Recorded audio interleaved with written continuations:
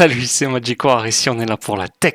Solana est la blockchain qui défie Ethereum et Bitcoin à une vitesse folle. Elle peut traiter jusqu'à 65 000 transactions par seconde et avec FireDancer, elle pourra atteindre jusqu'à 1 million. Là où Ethereum et ses layers 2 plafonnent seulement à 200. Sa technologie de Proof of History synchronise les transactions avant même qu'elles ne soient validées, rendant tout plus rapide et moins coûteux. Résultat, des frais plus bas et des performances idéales pour les NFT et le trading à haute fréquence. C'est d'ailleurs FTX qui a mis cette blockchain sur la carte. Mais Solana a déjà subi de nombreuses pannes majeures et elle soulève beaucoup de questions sur sa stabilité et sa décentralisation, et c'est ce que nous allons voir maintenant. Alors vous allez voir, je suis assez critique sur Solana, mais en relevant tout de même les points positifs. Déjà, en termes d'utilisation quotidienne avec le nombre d'adresses et le nombre de transactions, le réseau Solana est quand même très utilisé comparé à Ethereum, mais la façon de comptabiliser tout ça est quand même assez différente. À savoir que sur Solana, il y a beaucoup de bots, vous allez voir, étant donné que les frais de transaction sont très bas. On peut aussi constater que le réseau Base a une part de plus en plus importante par rapport au réseau Ethereum, c'est un point à noter également. On peut constater que Solana tient les 4000 transactions par seconde, là où Ethereum peine seulement à 300, avec les layers 2, et quand on regarde le layer 1, on traîne aux alentours des 20. Le réseau Solana est donc plus efficace, néanmoins, la façon dont sont calculées les transactions est un peu différente. Sur Solana, vous allez avoir les validateurs qui vont émettre eux-mêmes des transactions entre eux pour établir un consensus par le biais de votes. Et chaque vote est symbolisé par une transaction. Et ensuite, vous allez avoir les utilisateurs eux-mêmes qui vont vraiment utiliser le réseau et qui, eux, vont émettre environ 800 à 1000 transactions par seconde sur le réseau Solana. On peut constater donc que des validateurs ont un plus grand impact sur le réseau que les utilisateurs. Et en plus de ça, là où on traîne à 800, on est seulement à 300 transactions par seconde sur le réseau Ethereum. Donc le réseau Solana est largement plus développé. Quand on regarde les transactions, on peut constater que le réseau est en pleine croissance.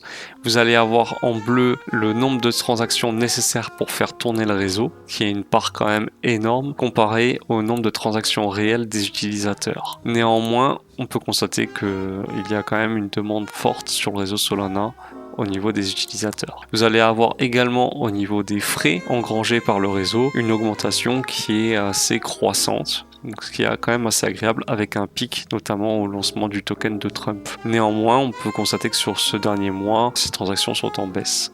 Solana est en théorie 500 fois plus rapide que le réseau Ethereum en layer 1. Néanmoins, avec l'arrivée de FireDancer et de MegaETH, une véritable concurrence va s'installer entre les deux. Vous allez avoir également la finalité qui va jouer en faveur de Solana, c'est-à-dire que pour qu'une transaction soit validée définitivement sur le réseau, il faut attendre seulement 12 secondes pour le réseau Solana contre 16 minutes pour le réseau Ethereum.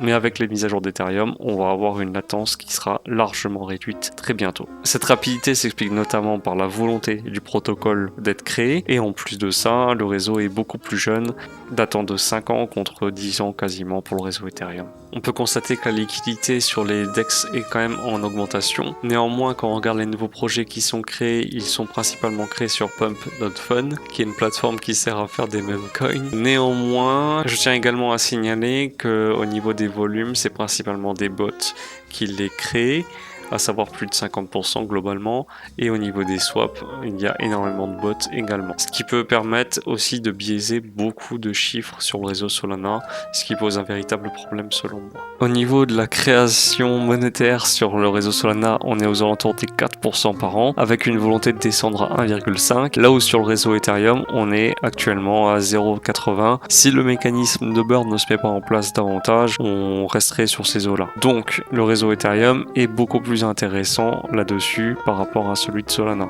En plus de ça, au niveau des validateurs, on peut constater qu'il y en a seulement 1500 sur le réseau Solana qui sont actifs contre 1 million sur le réseau Ethereum.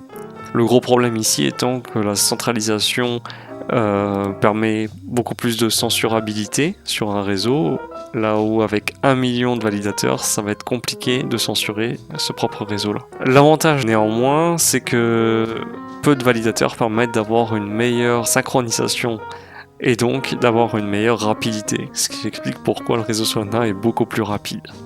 Concernant l'arrivée de liquidités dans les différents protocoles, on peut constater globalement que Solana attire pas mal de liquidités. Néanmoins, ça reste beaucoup moins insuffisant comparé à Ethereum ou à Base. Là, on est actuellement à 2 milliards de net flow pour Base. On reste péniblement à 1 milliard sur Solana. Donc le réseau Base a beaucoup plus d'attractivité que le réseau Solana actuellement.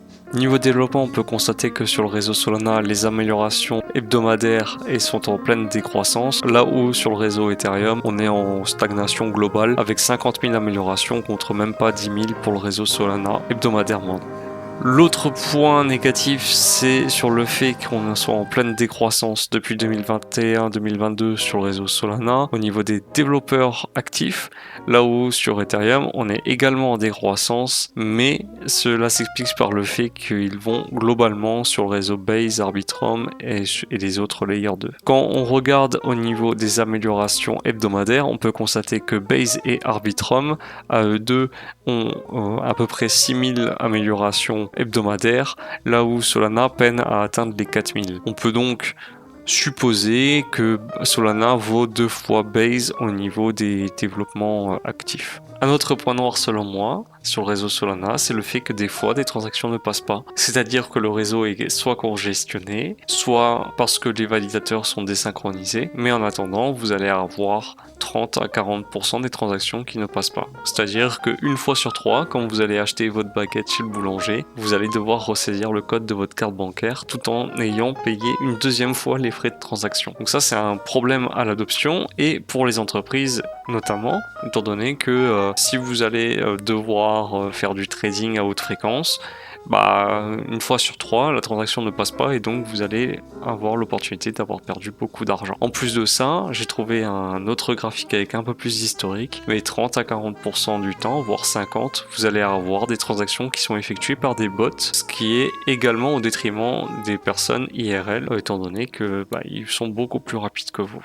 Le projet n'a jamais été rentable durant les 5 dernières années, ce qui s'explique par sa jeunesse notamment. Néanmoins, l'année 2025 ne fait que commencer et c'est une bonne année pour Solana avec le jeton Trump. Néanmoins, le projet n'est pas rentable et perd jusqu'à 700 millions de dollars depuis le début de l'année.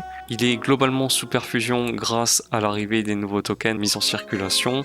Les revenus ne sont clairement pas assez importants pour le réseau Solana pour maintenir une rentabilité. Et pour un projet du top 5, il va falloir que Solana se bouge pour pouvoir devenir beaucoup plus rentable que ceci. En comparaison, Ethereum a déjà été rentable dans l'année 2023, mais commence à essuyer des pertes en 2024 et 2025.